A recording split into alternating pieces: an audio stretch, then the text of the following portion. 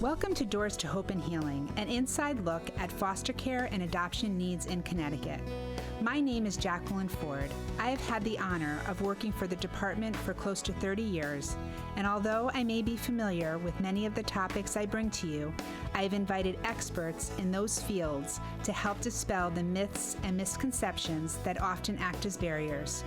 Join us as we open our doors to an inside look at the Department of Children and Families. Anthony, welcome to Doors to Hope and Healing. Thank you for having me. Thank you so much for being here. I think it was about 13 years ago that we worked together in Waterbury. Absolutely, 13 years. Yeah, and you've done so much to change the perception and dispel myths and misconceptions and release barriers about fatherhood, the topic of fatherhood. So I'm excited to have you here today to talk to our viewers about all the work that you're doing across the state. So before we get started, can you tell us a little bit about yourself? So I've been working with the agency since 2003. Actually, October the 3rd of this year made 16 years. I've done a number of things. I've been at our academy. I've been a trainer, adolescent supervisor, mental health supervisor. Most importantly, I'm a dad. I have a wonderful 5-year-old son. His birthday was 2 days ago on the 14th. Happy birthday. My son Noah, so I'm really excited about that. And I'm just happy to be here. Well, thank you for being here with us. I know that you've been working to change the stigma that's often associated with fatherhood. Can you tell us about that? Did you find that there was a stigma associated with fatherhood based on your own personal experiences as a dad and a member of the community, or through the child welfare system? Well, I think it's both. So I'll give you an example. So, even with my son now, things are a little bit different, but in the past, I would notice I would go to doctor's appointments with my significant other, and the amazing thing is that when the follow-up appointments were, you get the call for a follow-up appointment, and it's always for the mother. Mm-hmm. Oftentimes, doctors, physicians, school systems, when they call the home in a two-parent household, typically they leave the message or ask for the mother. So there was, that some level of alienation in that. And then working in the child welfare system, I think I saw firsthand, and I think there was a part that I hate to admit, but I believe that I was a part of that, which sort of led me to this work where we alienated fathers inadvertently for some, and then for some, there's those who probably aren't as father-friendly as we would like, but that's a part of what my role and my mission is, to change that. And when you talk about it in the child welfare system and you being a part of that, because it is somewhat, having been with the agency for as long as I have, it was a part of our culture. Mm-hmm. And you have done such remarkable work in having us look at fathers differently. What in specific did you see in the child welfare system that led you to either feel as if you were following that unfair alienation path, or that that made you want to make this change? So initially, I didn't realize I was doing it. I thought I was doing a great job of engaging fathers. It was actually a training at the training academy, and I participated in the training, and when we did some exercises, and one of the exercises really identified to me that I should have been doing more. And I thought I was doing a good job, and I was, but I was doing a good job with the fathers who wanted to be involved. Mm-hmm. I wasn't doing a good job for the fathers who wasn't putting forth the effort to be involved in their child's life, so I thought. Mm-hmm. What I've learned is that there are many fathers who want to be involved in their children's lives, but some agencies, including ours, more so in the past, and other state agency, local providers are not as father-friendly and not as father-inclusive. So that exercise proved to me that I needed to do a better job of identifying those fathers who weren't involved, and try to figure out what that was about, figure out what those barriers are, break those barriers down, and to get those fathers to engage in the lives of their children. So, because it's easy to engage a father that wants to be engaged. Absolutely. That's almost a natural progression into making that father be a part of the case or the case planning or wherever you're at in that family's world. Absolutely. So what steps did you take to engage fathers who were a little bit more difficult to reach? So the first step is locating them. Oftentimes fathers go underground and they don't want to be located. And oftentimes, because of the agency that we work for, there's this stigma or perception that DCF is going to pick up the phone and call DSS because oftentimes our fathers owe child support. So they figure state system, state of Connecticut, Department of Children and Families, Department of Social Services, both state of Connecticut. So they go on the ground and they become avoidant because they think we're going to call on them. One of the things that I've shared with fathers and the folks that I supervise is that that's not our job, that's not our role. Child support is important, but it's not our role to basically call on them because we just want them to be involved. I just recently did a listening forum with a father who had spent 20 years in jail and for something he didn't do. And he explained to myself and the panel at Central Office that his 4-year-old son told him that the only thing he wanted from him was his time, not the money. So it's not about presence in the sense of physically giving the child a presence.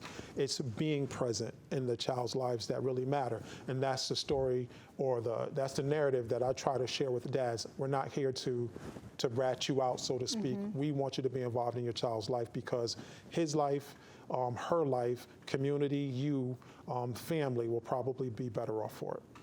And that presence that 4-year-old talked about came directly from that child to his dad. To his dad. And did that change his trajectory and how he? Well, in this case, it changed his trajectory in terms of how he looked at it because when he went to jail, his son was 4, and had a conversation with his son while he was being.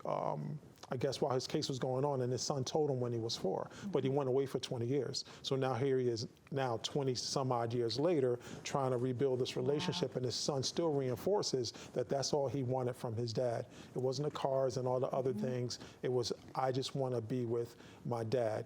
And all research says that any child, male or female, all domains and aspects of their lives are better off when a positive father is involved, whether he's custodial, non-custodial, doesn't matter. If dad is involved and engaged, children do better in all domains of their life. So that for me is sort of what I use my premise. I actually have my little cheat sheet here with all the stats of how children do better when fathers are involved in various areas. And so tell us more about that. So when you're referring to statistics, how do children do better when a father is involved? So just to sort of, 85% of children who exhibit behavioral disorders come from a home where there's no father involved.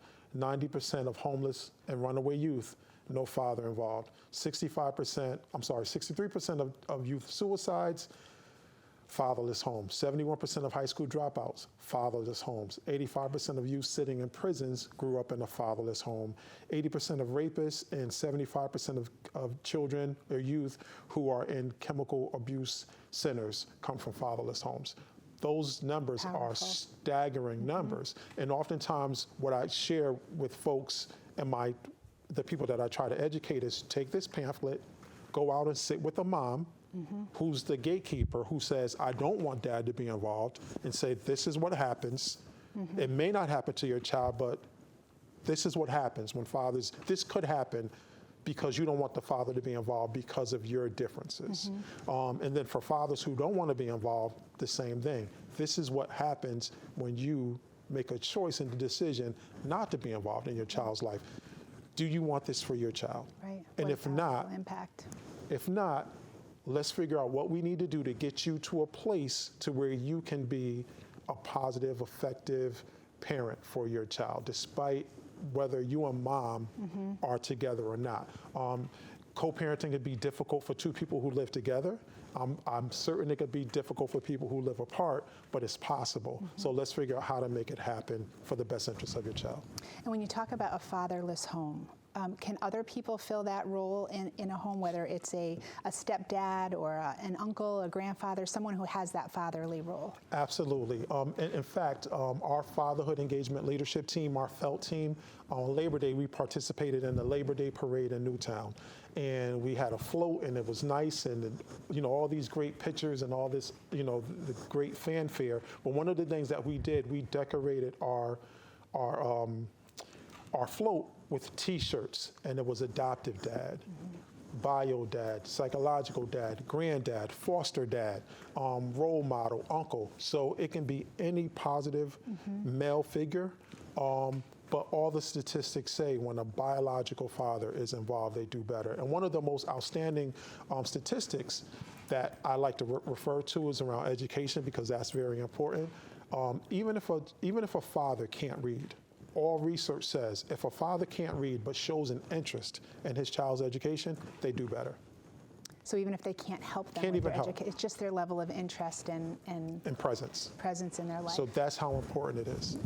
Wow, no doubt. And those numbers are so powerful to hear them being talked about. So you did mention something about a fatherhood engagement or FELT program that you've initiated at DCF. Can you talk to us about when you're, I know I was fortunate enough to be able to participate real early on. Yes. And I think you said 2007 when you first started the Dads Matter too. Yes. Can you talk to us about from 2007 until today, how that program has evolved? Okay. So initially when we started out as a result of the feds. The feds came in, did a review of cases.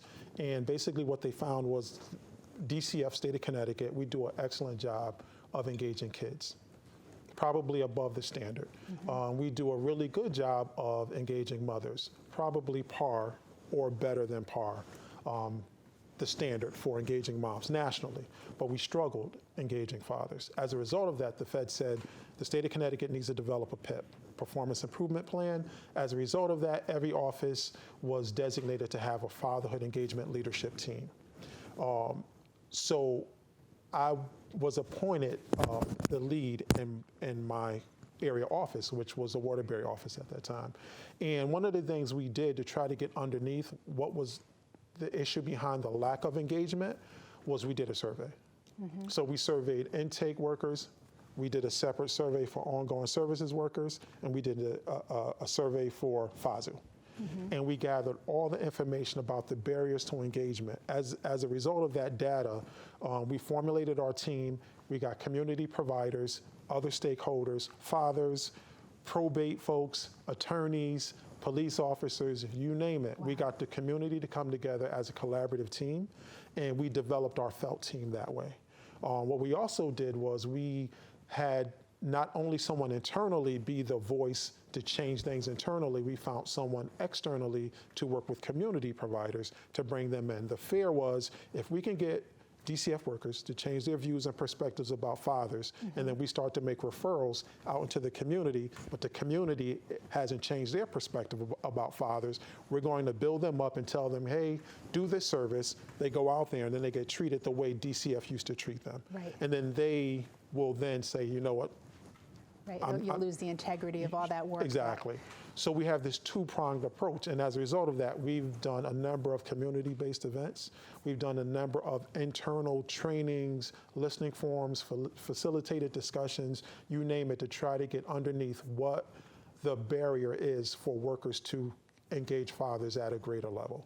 And can you talk about what those barriers were and how they were lifted? So some of the barriers are people's own biases. Some people have had bad situations with their own father, or there have been situations, and this is where some individuals' relationships didn't work out, and they are have some hostility towards the male gender. And as a result of that, when they come into work and they break that threshold, they bring their personal feelings beyond the threshold with them. And then they apply that to not only their personal life, but to their work. Right. So they don't see the value in fathers. And then there's a group of people who never had a father who say, well, I didn't have my father and I was fine. And you may be, but that may not, but there's some folks who that's not fine for. And as professionals, paid professionals, it's our job to try to ensure kids are as whole as they can be. And if we can play a role in that, then that's what we should be doing as state employees or DCF workers. So it's, working with those individuals. We have champions all across the state. But the folks who are not champions is how do we at least get them on board to see the value and what this holds for children and communities. And I know this initiative and your work started in Waterbury, but Yes. the FELT and Dads Matter 2 is now a statewide. It is. It's a statewide thing. Dads Matter 2 is something that I'm very, very proud of. I take a great sense of pride in it. I just have to give a quick shout out to Joe Goyen and Jeff Gold in Region 4. Manchester and Hartford, they're doing great work. They have a very, very strong felt team. They had a huge Dads Matter 2 event at Shawshon Park about a month ago. And then Region 5, we had our event about 3 weeks ago, the week after their event. And I was proud 3 years ago where every region in the state had an event on the same day. And I'm looking to try to bring that back. The thought is we do these great events part and partial, but if you don't live in that community and don't have transportation, you can't get to these fatherhood themed events. But if we do them across the state simultaneously, or at least within Same weekend. the same weekend, fathers have the opportunity to experience what this agency is trying to do. And I think oftentimes people don't understand that DCF has changed their position drastically as it relates to fathers. We want fathers to be involved, despite our previous practice. This administration, the prior administration, this administration is just building on what the last administration did around fatherhood. Our former commissioner was all for it. Our current commissioner is all for it. So they're putting resources, time. There's individuals like, I'm not the only one. When I say I just have to say this, I mean the felt team. I am a representative, a part of the body of the felt. So when I say I really mean the team. We do this collectively. It's not just me. I just happen to be the face today that happened to be sitting in front of you. Yes, and it's an honor to have you here because you might be a part of that team, but it was because of your passion and your interest in engaging fathers that we've been able to come as far as we have. So we're going to be taking a short break, and we'll be back in a few minutes to meet a special guest that's a part of the felt team. But before we go, you did mention the commissioner and how this new administration is supporting fatherhood engagement. We're going to show our viewers a clip from our commissioner of the work that you've been doing in an announcement. Nice. So stay tuned. Thank you. Thank you, Anthony. Good morning, everyone. Good morning. You guys look great. And so what I will kick off today with is this opportunity to continue to tell our stories in a way that reflects the resiliency of what happens when systems, communities, and families can lean in to support dads in a more positive way. So what I'll do is I'll share my Dear Dad story with you. You guys can listen in as I talk to my pop. Dear Papa, you were 17 when you had me. That must have been pretty scary. I'm sure you heard a lot of what pregnancy was going to do to you and my mom, and that was probably a mistake, and all the statistics about teen dads, and what was going to happen to your life as a result of that. Dear Papa, I understand that as a teen dad that must have been hard to ask for help, but you got it. You got help from your family. You got help from your community. You got help from the people around you who leaned in and didn't pull away. Pop, you were able to go to the Navy. You were able to learn a trade. You were able to use that trade to help support our family. You supported my then 16-year-old mom to go to college herself. You knew, and I don't know if you knew then, that she was gonna embark on a 30-year teaching career to help other kids and to help other teen dads to kind of overcome the stuff that you were experiencing at the time. Hey, Pop, she also got help from the early childhood programming that gave her and you the ability to make sure that I was okay. And Dad, I'm not just okay, we're thriving. Although your body gave out at 56 because all the other stuff that took its toll on you, I know you're here with me every single day. And dear Papa, because you and Mommy and the help of all the other people around you that young parents get, I'm okay. Guess what, Pop? Tomorrow I drop off my babies at college. And Pop, I'm doing okay because you and Mommy understood that as teen parents, you weren't defined by the decisions that you made when you were 16 and 17 years old. And the adults around you knew that they had to create a buttress of support that you needed to make sure that not only I would be okay, but that you would be okay too. And Pop, guess what? I'm not just responsible for my babies that I'm taking to school tomorrow. I'm I'm responsible for 4,326 kids in Connecticut's foster care system that need to get back to their families. And Pop, guess what? I'm standing here today in front of a room full of people. And I'm asking them to take out their conference folders, and I'm asking them to take out a pen. And on the cover of that folder, I'm asking them to do and to write one thing. Pop, I'm asking them to write on the cover of their folder, because sometimes, Pop, when people go to conferences, they come and put the folder on the shelf and they don't look at it again. They feel good when they leave. But I'm asking them to write on the cover of this folder and share it with somebody before they just put that folder on the shelf. I'm asking them to write these simple words. When we change the way we look at things, the things we look at change.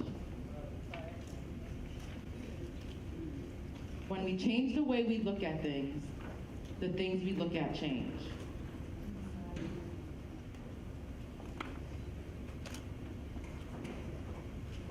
Dear Pop, I'm okay. I'm okay.